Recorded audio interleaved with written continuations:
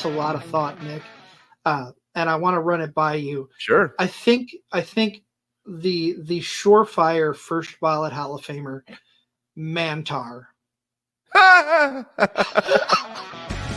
Everything has a more real sports feel, and it gets you invested that much more. The dude's teeth aren't probably as big either.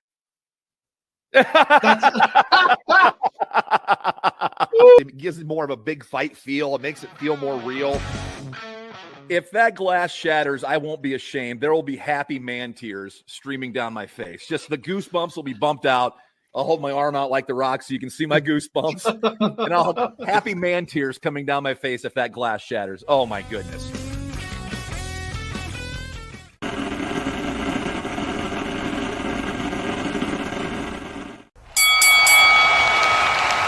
And now, your hosts of the Card Subject to Change podcast, the For Frequency's Sake Tag Team Champions of the World, the Wizard CZ, and never wrong, Nick Bull.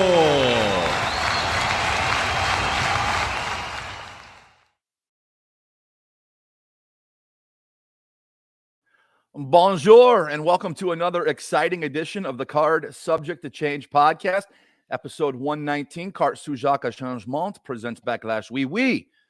I promise you that probably all the French I speak this episode. It's been a few years since I've had a French course, but I can speak un peu French. That means a little French. So for our audience out there that appreciates my French speaking, there you go. That's about all you're going to get this episode. Welcome to the show. I am your host, never wrong, Nick Bull. Joining me is my tag team partner, co-champ of the For Frequency's Sake Network. Of course, we couldn't do this show without the Wizard CZ. Wiz, how you doing?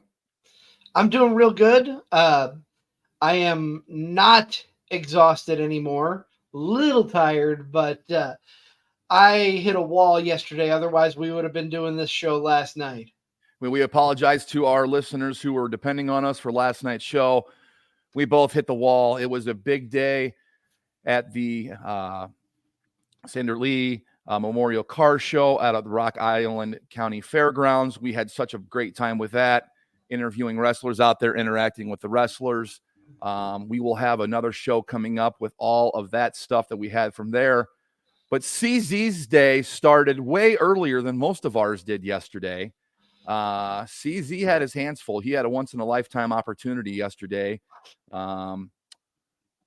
to go to the airport and pick up a WWE Hall of Famer and then get them back here for the car show yesterday. CZ, talk about how that went down and pretty much the reason why you hit the wall yesterday. You were up pretty much all day yesterday.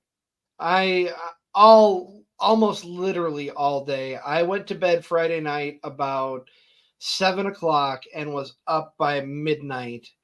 Not by choice. Well, by choice, but midnight, not by choice. I would have preferred to get another hour of sleep, but I just couldn't fall back asleep because I was just that buzzed for what was going on. We talked about the Sander Lee Memorial Car Show, the third annual. Ricky Lee messaged me, or we were talking back and forth, knowing we were going to be out there Saturday, Friday afternoon. The one and only Godfather was going to be stuck at the Chicago airport for 4 hours from 5 a.m. until 9 a.m. Would not get into town until 2 to 3 hours after the car show started. But we had a solution.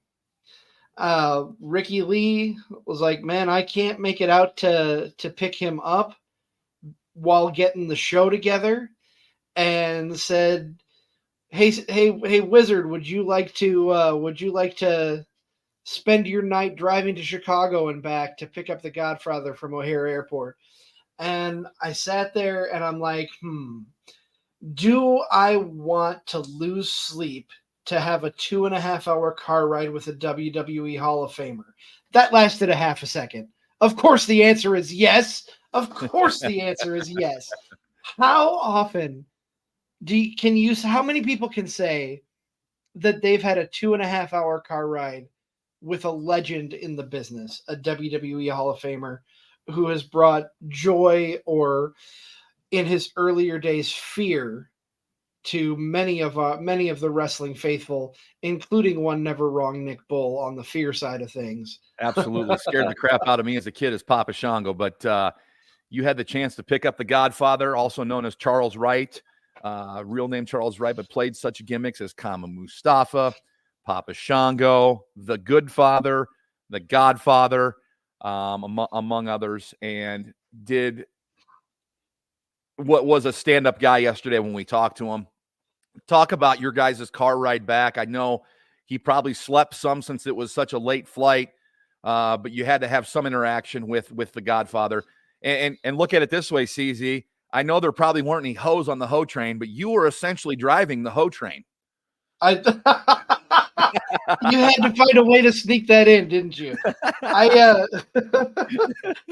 So, oh my, we're already off the rails, and it's not even.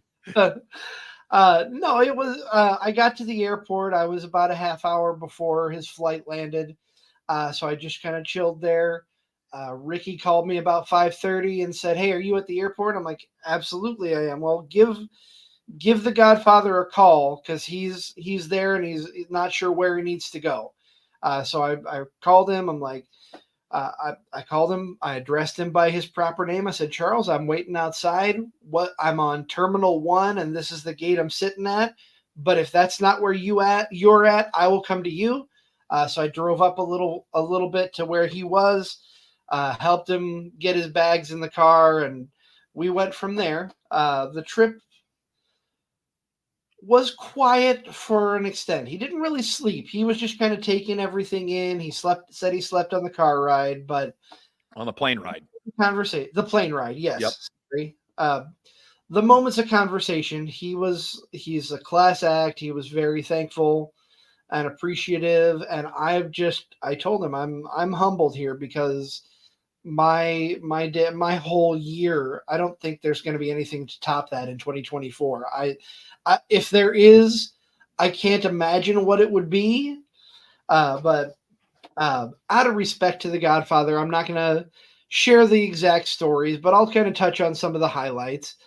He was very fascinated about the farmlands as we were driving through Illinois. I mean, Illinois, Nebraska, Iowa, it's pretty much a boring drive, especially going down I-88 in Illinois. You're just barely any stops, bunch of cornfields, but he was fascinated by the silos, and I tried to tell him everything I could. I don't know much about how that works, but pretty sure they load the grain in up top, and it's a storage container, and he's very fascinated. He said he was going to look that up. Excuse me. Now, granted, this is a guy coming from Las Vegas, so the hustle and bustle of the big city he's used to, but not seeing the rural part of America, other than probably going out to these wrestling shows, is when he gets a chance to see it. So he got a quick tour on 88, man, and 88 such a boring drive, man. That is such a boring drive, but you had a Hall of Famer in the car with you, and that's one thing. Hey, little did you know how many places this podcast was going to take you, right? Right. I can't believe, I'm just beside myself. I loved that entire experience. We talked about what he does now. Doesn't really follow the wrestling business anymore, and I can understand that. He said, once I retired, I was out, and I totally get that. But we did get to talk a little bit of wrestling, talked about shitty gimmicks and the potential of leaving the spotlight because of said shitty gimmicks. I'm not going to name what they are. I'm sure if you're a wrestling fan, you could probably guess. But just a great all-around guy. Very nice to talk to. Stopped and got some coffee at about the halfway point, because he's like, I need some coffee so that I can stay up. I understand. Happy to stop. I gotta do the bathroom moves anyway. So it was a win-win for both of us. Yeah, later on you'll definitely see. He took some time out of his busy day yesterday and spoke with the Card Subject to Change, spoke with us yesterday out at the car show, and just a stand-up guy. Looks great. Still looks like he could go in the ring after all these years. Looks in great shape and in great spirits, and was gracious enough to spend some time with us as well. So we're very appreciative of that. That will be coming in a later episode that we record later on, but it will be available to you very soon. We promise you that. Stay tuned to socials. You'll see it pop up very soon. But we're not here to talk about the car show on this episode because yesterday had a lot going on. It did, at least in our world. It absolutely did. After the car show, the Backlash show started over in Lyon, France, at noon our time, and we all made a promise to ourselves, hey, we're going to stay off the phone. It was you, myself, and our production assistant, Dirty Don Feldman, was helping out yesterday with our interviews, and we all made an agreement to stay off our phones. We didn't want to see any spoilers, but one thing we had heard through our friends and messages and stuff is how awesome the crowd was in France, and I think that may be the understatement of the year. This may have been the greatest crowd of a WWE pay-per-view that I can ever remember. They were non-stop. I got goosebumps just sitting here thinking about the chants, the cheers, just how involved the crowd was with that show yesterday. And albeit it was a 5-match card, which doesn't bother us one bit. That just means less for us to review. But I think it gives more time for the matches to breathe, more time for the matches to have their story, to get everything ironed out. And the crowd was behind it 100% from the get-go. And I cannot say enough about the French crowd. The French showed out. The crowd was amazing. Their chants, their cheers, their involvement. I think it just raised everything another level when you consider this whole show talking about Backlash here from France. The last time the crowd was this hot, in my opinion, was also a Backlash. Was it last year or 2 years ago that the Puerto Rico show? Puerto Rico was last year, and we thought, wow, this crowd can't be touched. But yesterday, I think France knocked it out of the ballpark. I think that French crowd sits high atop the mountain of best crowds at a pay-per-view that I can remember, maybe of all time. They were phenomenal, CZ. Oh, amazing. And the only sad part is neither one of us really are fluent in French, so half the time I didn't know what the hell they were saying. But that doesn't matter because the energy they shared with everyone across the world for WWE being in their country. Kudos to you, Lyon, France. Brilliant. And the energy started on SmackDown the night before. I know you weren't able to see SmackDown since you had an early call to go pick up the Godfather at the airport in Chicago, but the crowd was into it on SmackDown, and I was thinking to myself, if the crowd is half as good as this tomorrow, meaning on the day of Backlash, this pay-per-view is going to be great. And they surpassed it. They were unbelievable. And they really laid it all on the line in that first match. The first match of the show, we get KO and Randy Orton against Solo Sikoa and Tama Tonga. A ballyhoo ensued at the beginning of the match. Guys jumped each other. They're beating the crap out of each other. They're beating the crap out of security. They're beating the crap out of the referees. When Nick Aldis, the SmackDown general manager, comes out, makes an announcement for them to all stop and says, hey, if this is what you want, great. This is now a street fight, to which the crowd approved, went nuts, and the action just picked up from there.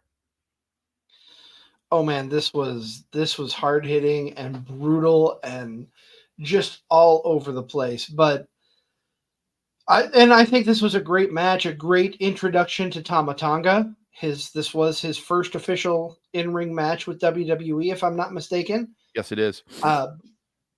Brilliant way for him to enter into his in-ring work. I thought this match was really well put together, and you had to know that something was coming at the end when Nick Aldis made it a street fight. You had to know. Had to know something was happening. Everybody figured some shenanigans were going to happen. If you look for deeper storytelling, SmackDown ended with these four guys beating the crap out of each other backstage. Show picks up these four guys beating the crap out of each other all over the place. But with the street fight, you knew something was going to happen. A lot of people believed another member of the Bloodline was going to debut. but I think a lot of people thought it was somebody else that was going to debut. It's been rumored that Jacob Fatu has signed with WWE. And if you watch Backlash yesterday, you find out that Jacob Fatu was not the member of the Bloodline that interfered, that debuted, that helped the Bloodline secure the win. It was not Jacob Fatu. Instead, it was Tanga Loa, Tama Tonga's real-life brother, son of Haku, that debuted, made the save, and ensured that the Bloodline would beat Randy Orton and KO yesterday. Just a fantastic debut. They've been hitting it out of the park. The Bloodline story, I'm sorry, a lot of people thought it was dead. They got the belt off of Roman. And you have to think, where do you go from here? Roman's obviously probably going to be taking some time off. The Bloodline, is it just going to kind of fade away? Oh, no. The commentary team, Michael Cole and Corey Graves, made comments about Solo Sikoa doing a hostile takeover of the Bloodline. It's very obvious that the wise man Paul Heyman, who has always had Roman Reigns' ear and always been in Roman Reigns' ear, is not in control, has absolutely zero control of the Bloodline, and this is just they're just going to run wild. It looks like he's fearing for his life. He's fearing for the repercussions. He confessed on SmackDown to Nick Aldis that he has not spoken with Roman Reigns since WrestleMania, to which Nick Aldis replied, well, then who pulled Roman Reigns out of the draft? Well, I pulled Roman Reigns out of the draft. So there's some stuff going on behind the scenes. Who is calling the shots? If it's not Roman, who's calling the shots? And that's what's making this storyline interesting. Solo has kind of gone off the rails. He's running things his way. He was always the silent partner when the tribal chief Roman Reigns was around and Paul Heyman had his ear. He was the silent enforcer. We never really heard much. We just saw more actions than anything. We're obviously still seeing action from Solo Sikoa, but we're getting a little more thought, a little more control, a little more leadership role on his part. He's kind of leading this new bloodline, this offshoot of the bloodline. And now with 3 members strong, with Solo Sikoa, with Tama Tonga, and with Tanga Loa, this is going to be interesting how this shapes up this summer as we look for an eventual build, probably to SummerSlam, big stadium show for possibly the blow off with maybe the other part of the bloodline. Who knows? That's the talk right now. But now you got Solo Sikoa, and you've got the former Gorillas of Destiny from New Japan Pro Wrestling with Tama Tonga and Tanga Loa at his side. And you got to imagine they're going to be kept strong. Tanga Loa looked strong in his debut yesterday, throwing the steps around and taking out Randy Orton, taking out Kevin Owens. Tama Tonga has been booked to look like $1 million, looked like $1 million yesterday in that match. Just love what they've done so far. They've done everything like they should. WWE is on a roll right now. This pay-per-view, just when you think, oh, it can't match the intensity of WrestleMania and the fun and the excitement of WrestleMania, this pay-per-view said, here, hold my beer. We're going to show you that we can do it. And they did. They did. The opening match was one of the most fun matches I've had the experience of watching in quite some time. It was just constant. It was violent. It was brutal. The commentary team of Graves and Cole were on point again. I wish McAfee could have been on the call, but he must have had something where he couldn't make the flight to France, and that's fine. Graves and Cole were excellent. This match was an excellent start to the show, and we get a new member to the bloodline, and we get Randy Orton and Kevin Owens defeated in the opening contest. And here's the thing, this new bloodline, every single member is just a huge powerhouse.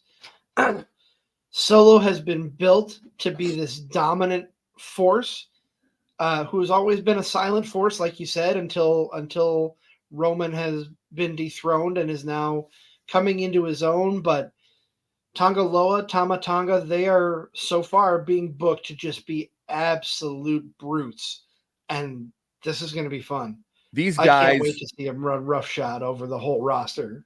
You know, we suspend disbelief to some certain extent, right? When we watch wrestling, that's part of it. It's an escape. We suspend disbelief. But these three dudes look like legitimate shit kickers that you would not want to run into at any part of the day, anytime, anywhere. And that just makes it so much better. I mean, they are legit. And when they're in there kicking the crap out of guys, legit tough guys like Kevin Owens and Randy Orton, and looking like $1 million doing it, it just makes the whole product look better. Yes. Kudos to all the men involved in this. If you get a chance to go back and watch this match, I encourage you to do it. Paul Heyman is just amazing with his looks during this match. When was the last time, or if any time during Roman's run as the tribal chief of the bloodline, CZ, I'm going to ask you this. Did you ever see Paul Heyman draping himself over an opponent and begging the bloodline not to inflict any more punishment? Oh, At never. the end of that match yesterday, he is over KO, telling Solo and the other two fellows, hey, this is enough. No more. No more. Like, Heyman had sympathy yesterday, and we never saw that when Roman was in charge. But now, like, he is this scared member of this group that he's affiliated with, and he's not sure if he should go tattle to Roman or follow Solo's orders. And that to me, that character dilemma with Paul Heyman is going to be something to watch. Oh, I completely agree. I can't wait to see where it goes. Nick, let's we've got 4 other matches, but let's take a quick timeout Let's do. right now. We'll come back. We've got our good friend and collaborator JT Energy with another moment of focus, but we'll talk about that here in just a minute. Stay tuned to Card Subject to Change. We'll be back here shortly. Football season may be over, but for frequency's sake, still has you covered for all your sporting needs. Tune in every Sunday when the best professional wrestling podcast around, Card Subject to Change, gets you caught up on everything inside the ropes. They won't miss a count with weekly analysis and interviews. More into auto racing? We've got a double dose for you on the track. Tune in to Fast Money with Rod Villagomez each week and win some money with the quickest bets in all of sports. Want more insight from Pit Row? Check out the Green, White, and Checkered podcast where they give their insight on everything happening on and off the track. Need your basketball fix? Points in the Paint has you covered with live shows every other week looking at everything in the association. Backed by popular demand, we have the return of The Payoff Pitch, FFSQC's baseball show, covering you on news around the MLB. If you're missing football, don't fret. Mark and Dan still have you covered in the football lounge. Missing Joe Winkle? Probably not, but he's still here talking sports on Educated Ignorance. Football season might be over, but we've still got you covered. For frequency's sake, you know what we mean. For Frequency's Sake is brought to you by Durham Remodeling, serving the Quad City area's remodeling and repair needs since 1973. Clint's Draft House, grab a bite and a pint. 7th Street Moline. Lopez, New York-style pizza served up by the slice or pie, Davenport. Lifted Energy, energy drinks, coffee, donuts, and more. #GetLifted. Atomic Sports Cards and Collectibles. Sports cards and memorabilia, vintage clothing, hats, pennants, and more. Ryan Allison Tattoo. Step into the vibrant world of tattoos with Ryan Allison. And A Cut Above, offering quality custom woodwork designed specifically around our customers. Welcome back to the show. Bon retour au spectacle! Oh, look at you. Look at you with your Google Translator sitting there, you cheater. You're right. When you're right, you're right, and you're never wrong. Welcome back to episode 119. Carte, Sujette, Changement present Backlash Oui. Yes, yesterday was Backlash. We just got done talking about the first match of the show. But before we get back into the show and the remaining matches on the card, we need to catch back up with our friend and yours, JT Energy, for this week's, that's right, moment of focus. Welcome to a very late night edition of a moment of focus with the feline phenom, JT Energy. And you know what we're going to focus on today? Something that's a little different. Usually, it's about what comes out of my mouth. But what we're focusing on now is this. Listen.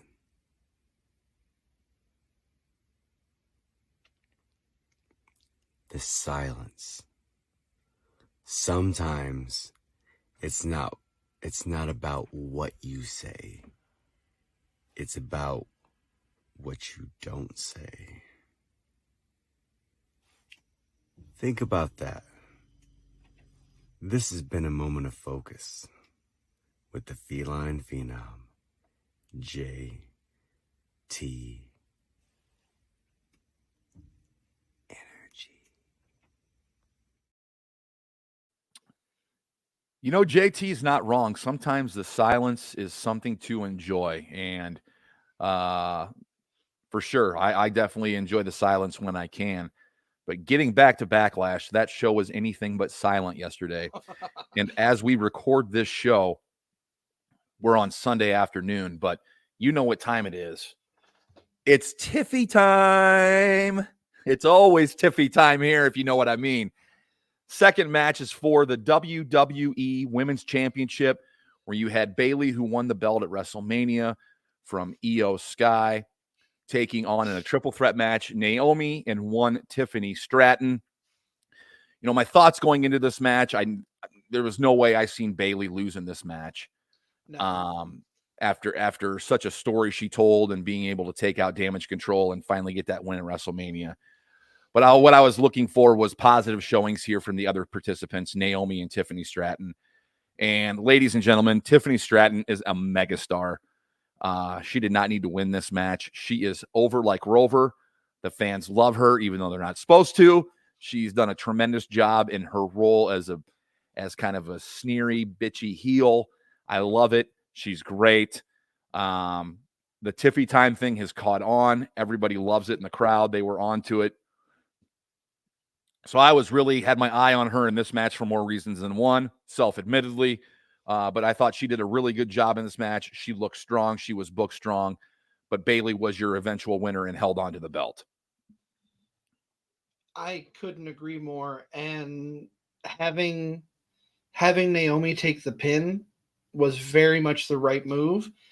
I don't think it would have hurt Tiffany to take the pinfall. I don't think it would have drastically hurt her, but I think it might have derailed her push a little bit. I see the rivalry between Bayley and Tiffany Stratton going on for a while now. I really do. I could see it building all the way to SummerSlam with a big blow off. I'm enjoying what they're doing. I'm enjoying what they're presenting to us with these two ladies. And, you know, I've always loved Bayley. Bayley is just amazing. She's fun to watch. But adding new stars into the mix and putting over new talent that deserves the push, this is going to be fantastic. And I think if she hasn't been made already, Bayley is going to make Tiffany Stratton. She's going to be a made lady. Yeah, I would like to see Tiffany be the one to eventually take it off Bayley after Bayley has a nice, long, sustained run. You know, Tiffany being shown here as an early threat in the titles, an early threat to Bayley's title run, I think is significant. I think it foreshadows a little bit, which is fine if you're a fan of long-term storytelling. But Tiffany being present each week doesn't need to be in the title picture. Now that she lost this match, she can fight her way back into it by being present each week, by being over with the fans. They won't be able to ignore that much longer. She is a megastar and has big title ramifications in her very near future, in my opinion. Yes, very much so. Oh boy, I can't wait to see what she does. I can't wait to see where this goes. I'm excited, and it's always Tiffy time on Card Subject to Change. Yeah, most of the time we record on Sundays. We could record on a Wednesday. We could record on a Thursday. Regardless, it's always going to be Tiffy time here. And Tiffy Central Standard Time is what it is. Yes. So let's talk about the World Heavyweight Championship match. We're going in order. Let's keep it going in order. I think, as much as I love Jey Uso, this was a much needed win for Damian Priest to help solidify, in my opinion. I think Priest is going to be a good champion, but as much as I love Jey Uso, he's not the one to take it off of Priest. I think he needed this win to, like I said, solidify his championship, especially after cashing in on a prone Drew McIntyre at WrestleMania. I had the same thoughts going into this match as I did the women's match. I did not see Damian Priest dropping the belt right after he had won it, much like Bayley. You know, she won it at WrestleMania just like Damian Priest under different circumstances, but I just didn't see either one of them dropping the belts. What I was looking forward to was a strong title defense out of Damian Priest in his first time out there, which we got. I was also looking forward to what kind of match Jey Uso was going to have after that abomination of a match he had with his brother at WrestleMania 41. And Yes. Jey Uso had a much better match in this match. And maybe it's a different dance partner, maybe since it wasn't with his brother under different circumstances. But the entrance of Jey Uso really set the tone for this match. You had all the French fans with their phones lit up, doing the wave, a really cool ambiance as Jey Uso came out.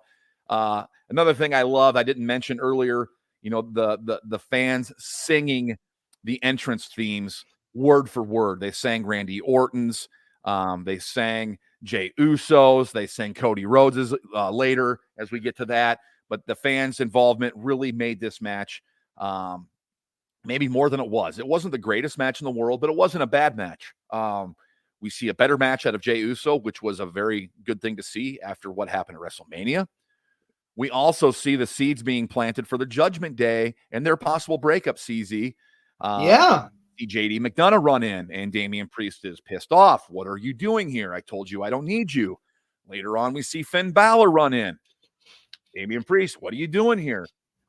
But as Damian Priest doesn't want their help, the help from JD McDonough solidifies him not losing by getting his foot on the rope on a Jey Uso near fall.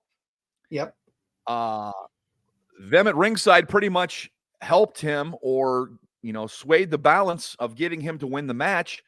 And afterwards, he's not very happy after he beat Jey Uso, as he should be happy after a successful title defense as the world heavyweight champion. And lets JD McDonough and Finn Balor know about it, gets in each of their faces and kind of instructs them where to go for the pose after the match. So the seeds are being planted. No Dominic Mysterio sighting. He is out with legit injury, of course. Rhea Ripley is on the shelf healing. So you had the involvement of JD McDonough and Finn Balor in this match, and the seeds are being planted for a possible Judgment Day breakup. And I'm here for it. I'm interested to see where it goes and how it evolves from here. What about you, CZ? I very much am, and my question to you is this: does this tease a face turn for Damian Priest, or do you think after the Judgment Day breaks up, he stays heel? You know what? I don't know. That's a good question. Do they want to have him as a face, or it really showed face tendencies yesterday when he was like, Yes. I don't need your help down here. That screams face. I want to do this alone.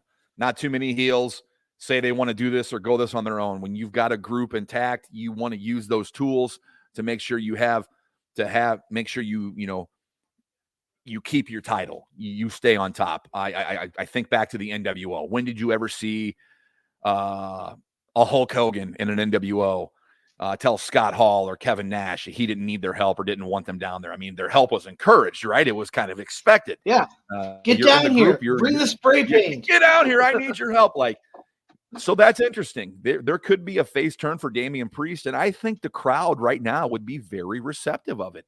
I think you've got good enough heels in JD McDonough and Finn Balor and Dominic Mysterio when he gets back that you could have a face Damian Priest and the crowd would buy into it and people would watch and there'd be some good matches there. I personally would love to see a Damian Priest Finn Balor matchup. They were such a great tag team for such a good amount of time, taking the belts from KO and Sammy and having a nice, long, sustained run as champions.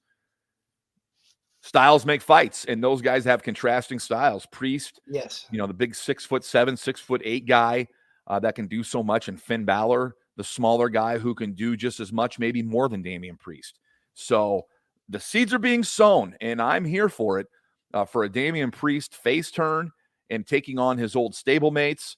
And, you got to hope that Dom heals quick, and you got to figure, where does Liv Morgan, figure into all this after last week's backstage segment on Raw, where Liv Morgan and Dom both exit the same room in the background of an interview, kind of an Easter egg if you've been online this week or didn't see it happen live. So I think they're teasing the eventual face turn for Damian Priest here. It's just a matter of time, and I think a very matter of short time before we see it happen.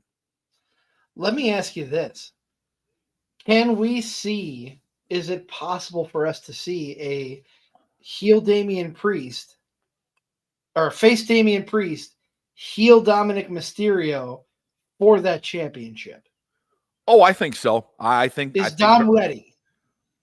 I think Dom could go out there. I don't think he's ready to be champion, but I think he could go out there and have a program with Damian, as long as he had JD McDonough and Finn Balor to help him out and take some of the stress off him. Yes. And all I could think about while watching Backlash yesterday was, could you imagine if Dominic Mysterio was there and the crowd reaction to Dom if he was there? I mean, the crowd reaction just to JD McDonough, no offense, and Finn Balor was something. But if Dominic was there, who has nuclear heat on American soil, was getting if he would have got the French reaction that the French were giving all day yesterday, that place would have been up for grabs. It's too bad Dom was injured and couldn't be a part of that show, the run-in angle yesterday, because I think the crowd would have really basked in that opportunity, and we as fans would have enjoyed and really been talking. We would have been talking about it, I think, right now, had Dom been there, just the reaction he got. But I think Dom could challenge Damian, but in doing so is going to need help from the other guys and possibly somebody else. Yes. I mean, here's the thing. You're talking about the crowd and how loud and boisterous they were. Didn't they get in trouble Friday? Didn't the police try to get involved because of the high noise levels coming out of that arena? Yeah, sound level, decibel levels were going off, but I don't know if they got in trouble on Friday, they sure as hell got in trouble yesterday, because they were louder yesterday than they were for SmackDown. I went back last night and watched the tag team street fight again. I just wanted to see it again, because we had gotten back from the car show. We were doing some post-production from our interviews, the show we're going to bring you here a little bit later on. And I didn't get to see all the intricacies of that match the first time that I watched it. And I went back and watched it again. Watched it with my oldest. I'm like, you got to see this match. The crowd's crazy. And he couldn't believe how the crowd was. And I'm like, they're like this the whole show. They're nuts. They're into it. I'm like, this is how every show should be. But we as Americans are spoiled. And we get wrestling nearly every day of the week. You get some mundane crowds, but the French really gave us something to remember yesterday and made us thankful for something that we take for granted. And maybe hopefully the crowds in the future learn something from these guys and bring the energy that they brought, because that was something special. Oh, 100%. That was the best crowd I've ever seen that I can remember. And I mean, and the crowd was even up for the women's tag title match. Not to fast forward too much, but you had the Kabuki Warriors of Asuka and Kairi Sane defending the WWE women's tag team titles against Bianca Belair and Jade Cargill. And we've said this before on this show, and we'll say it right here again. The booking of Jade Cargill has been genius. It's been great.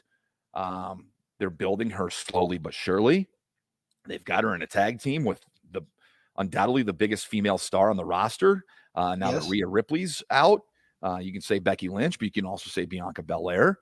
They're a tag team together, and they work. They complement each other. They both are body women wrestlers. They both look amazing. They both can go in the ring. They both have a look. Jade's getting her psychology down, and the crowd was into this match. Really over for Jade and Bianca, and the pop that these women get when they win the tag team titles, Jade and Bianca. This is Jade's first taste of gold in the WWE. since coming over from AEW, where she was. And it's only her third match on a premium live event. Only her third match on a premium live event. Well, is it third or fourth? Royal Rumble. Was WrestleMania the second one? WrestleMania was the second one. There was not. She was not in Perth, or not in a match in Perth if I'm remembering correctly. She's been on a few matches on SmackDown, but you did preface it by saying premium live matches. So you're right. And now she's a champion, and they can build something now with her and Bianca. Eventually down the road, they can have a rematch with the Kabuki Warriors, and it'll work. And right now, buy stock in Jade Cargill, because it's only going to go up from here for her, in my opinion, in the way that WWE is booking her and handling her. They're doing it the right way. They need to build another megastar, because guess what? Rhea Ripley's on the shelf, and injuries happen. And when that happens, it's time for other people to step up, and it's time for Jade. It's time for them to strap a rocket to Jade and shoot her to the moon, because I think she's going to get a monster push. This tag team title run is just the first in the many of big things in her future. And I just enjoy and love how they're booking her right now, and the future is bright. Buy your Jade Cargill stock right now. Just telling you right now. I am not a financial analyst by any means. I don't know the markets that well, but I know a megastar when I see one. And with Rhea Ripley on the shelf, she's a megastar. Buy stock in her. She's going to be on TV a bunch, and she's going to be getting a bunch of W's. Just watch. And can I tell you what I'm looking forward to the most? How I want this to play out? Sure. I would love to see these two carry the tag titles until just before Mania. And then we have the 2024-2025 Mega Powers explosion, and have those two face each other at WrestleMania, because that match is going to be off the wall.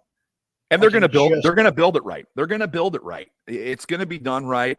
Someone's going to lose the tag titles between the two of them. Other ones, I can see Bianca getting pinned. Jade turning heel. At least this is how I want to see it. I want to see Jade turn heel. I think you got to keep Bianca as the face. And there you go. Hey, you got pinned. You cost her titles. Guess what? You've got a mega match between two megastars, and you don't have to have a title involved. That's how big this can be if they build it right. And WrestleMania, with the announcement yesterday that WrestleMania is now in Vegas for WrestleMania 41, and now it's a couple weeks later. Got a couple more weeks to build towards that. It's not early April anymore. It's mid-April. Looks like April 19th and April 20th next year for WrestleMania 41 from Las Vegas. So we don't have our early WrestleMania, late March or early April anymore. It's more mid-April, so a couple more weeks to build. But that's got to be on the horizon to some of these riders. I know us fans have kind of seen it. Bianca Jade Cargill match would be interesting. Now that they're tag champs, build them up, break them down, have the all-out brawl, or have the have the feud at the end. Bingo. That's what I'm looking forward to. I am right there with you. Now, Nick, as we transition into the main event, I want to go back to something you said while you were talking about Jade and Bianca. Yep. And that is the story being built well. I read online this morning what I considered a hot take, but I saw someone post that they felt that Cody versus AJ was better than Ospreay versus Danielson. And I'm going to argue in his favor. I don't necessarily agree, because that match is, in my opinion, still the match of the year. But we talked about it when we talked about that match an episode or two ago. How much better would it have been if it had a build like AJ versus Cody did? I mean, you could argue that AJ and Cody had a better build. If that's where the hot take's coming from, I can see that, because AJ and Cody had a backstory. They had some good in-ring segments. Hey, I respect you, blah, blah, blah. Then on SmackDown on Friday night, they both went for the too sweet. AJ Styles slapped Cody across the face. This had some history. They both And Michael Cole brought it up not only in this match, but also in the street fight tag match, was bringing up New Japan Pro Wrestling references. We are in a new age of wrestling, ladies and gentlemen. Michael Cole dropping Bullet Club references. Michael Cole talking about Tama Tonga's IWGP tag reigns. This never would have happened under Vince, and this is a wonderful thing. It's okay to acknowledge other wrestling organizations out there and what guys did for other promotions. It's okay. The sun came up today. We're all still here. So I think it was great to have this background story with AJ and Cody, and both being Bullet Club members, and both being leaders of Bullet Club at one point in their career, and both having that backstory, and both being NWA World Champions at some point. There was definitely a build to this. Did I see Cody losing this match after finishing the story to Roman Reigns? No. But I wanted to see how he was going to retain, and I would love to see these two run it back. I hope this isn't the last time we see AJ Styles and Cody Rhodes. I hope AJ is the perpetual pimple that keeps popping up on Cody's ass in his title run. I hope AJ is still there every few months, just because he is so good in the ring. Tell me the last time you saw a bad AJ Styles match. I say that on this show a lot, and I don't think AJ Styles gets enough credit. Cody put him over a couple weeks ago in their feud, their lead up, as the excellence of the modern day excellence of execution, a nod to the modern day Bret Hart. AJ doesn't have bad matches. In this match yesterday with Cody was great. The fact that the crowd bought into it and was into it from the get-go made it even better. The hot take of it being better than Ospreay and Danielson, I don't know. In ring, maybe not, but it definitely had a better build. It definitely had a better atmosphere, and they told a very good story. Not knocking this match with Cody and AJ. I absolutely loved it. Outside of the tag team match that opened the show, it was my favorite match on the card, and definitely one to go back and watch. Styles is, no pun intended, phenomenal. He's amazing. He is so good at what he does. He can wrestle so many different styles. And Cody, I thought he upped Cody's game. I thought he made Cody go the extra mile, and we've seen some stuff out of Cody. Do we see a burning hammer from Cody yesterday? That was from AJ, actually. Okay, that was from AJ. We haven't seen that before. We haven't seen that recently. That's because it was one of Vince's banned moves. One of Vince's banned moves, but I love seeing that move. I love seeing something we don't see out of somebody to go the extra mile to try to win that title. It was great. This was great theater yesterday between Cody and AJ. Absolutely loved it. If anybody wants to poo-poo on it, I'm here to defend it because I thought it was great. I do too. I really do. They put on a tremendous show. And, we're talking about moves that we haven't seen in a while. WWE 2K24 has me spoiled. One of Cody's moves is a vertebreaker, which we haven't seen since, I want to say it was Shane Helms who did it last in WWE. Shane Helms was in the ring. Shane Helms was in the ring yesterday too. Yes, he was. He was helping break up the bloodline fight. He was in the pull apart. Yes, Sugar Shane Helms was in there. But I would love to see a comeback of the vertebreaker. If it's done correctly, it's not going to hurt anybody. But I just love that this new era we're seeing, like you said, references to New Japan, references to other companies. The TNA Women's Champion has been brought into WWE twice. Yep. Two different champions, but the Women's Champion has come into WWE twice with that belt, and Mickie James and Jordan Grace. Yep. Jordan Grace. It's a new world. It's a brave new world we're entering in the world of wrestling, and I'm just strapped in for the ride. Yeah, wrestling's at a high point right now. I mean, we didn't think that Backlash would be able to follow WrestleMania the way it did, and it showed us it could. And on the other side of things with AEW, they've got something fresh cooking right now. They've got a big angle that they're trying, and we're going to give it some time and space to breathe. But everything is, if you're a wrestling fan right now, now's the time to really take this in and enjoy it. It's all really good right now. And the benefactor of it is the fans being a part of all this and getting to see all this different stuff. It's a new era. Hats off to Michael Cole and Corey Graves on commentary yesterday. I thought they just did a great job with every match. You can tell they're having the time of their lives. and it bleeds through in their work. So kudos to them, and kudos to all the production team involved. Kudos to everybody on Backlash. It was a great show. Yes, 100%. And that's been the story of WWE and their premium live events, is just great shows, one after the other. I love it. I can't wait. And what do we have next? Is King of the Ring and Queen of the Ring coming up in Jeddah, Memorial Day weekend, the next premium live event? Correct.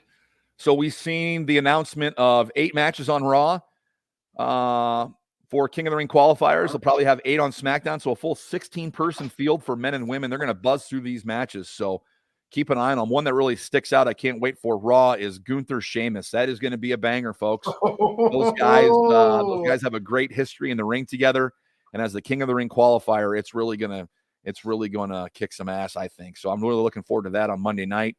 But I think that puts a bow on this show. Backlash was great. We had a great time yesterday at the Sandra Lee Memorial Car Show. We'll bring that stuff to you here in the future.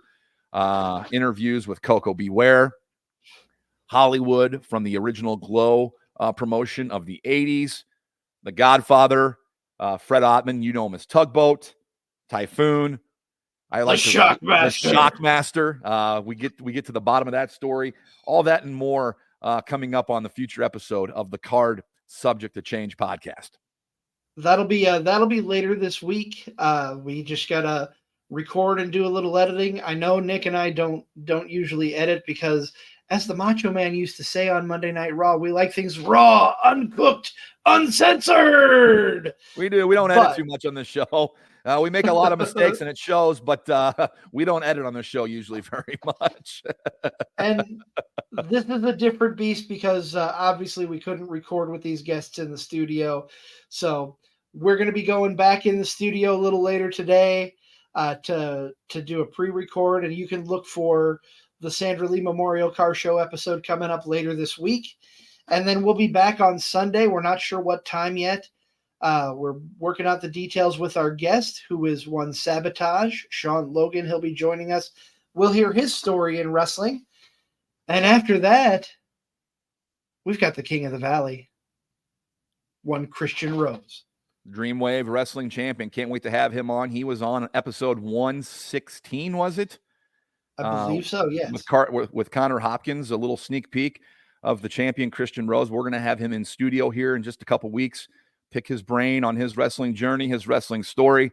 We're excited here to bring you these next few episodes, just like every episode we do here on the Card Subject to Change podcast. We will see you next time right here. So thank you for tuning in and have a good rest of your day. Au revoir.